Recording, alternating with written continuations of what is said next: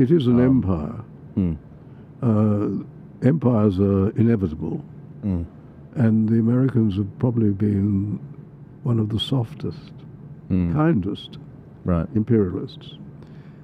When you think of what the Americans did at the end of the war in relation to the powers that fought against them and they defeated them, they then, and I think they made a terrible mistake, they then restored those countries to enormous wealth. They gave them all the freedoms they wanted, and they gave them all the money, not all the money, but they gave them enormous amounts of money to restore their countries. What they should have done, and I'm sure Trump thinks this, and I think he's quite right, why on earth did they give them the money? Why didn't they say, we're lending you this money, we will only expect you to repay it when you can? But Japan and Germany received enormous amounts of money from the United States.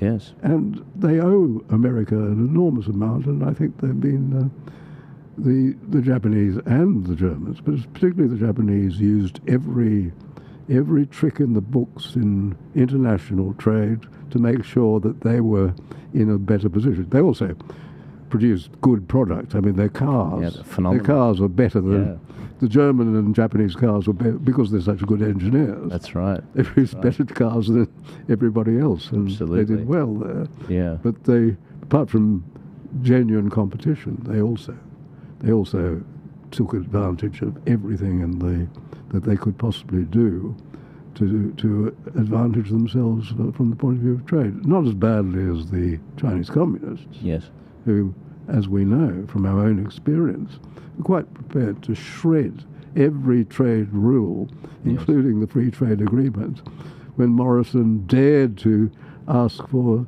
an international inquiry into where COVID started. Yes. A completely legitimate thing, and they behaved.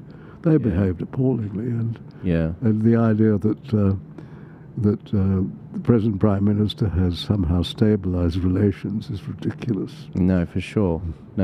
I think with the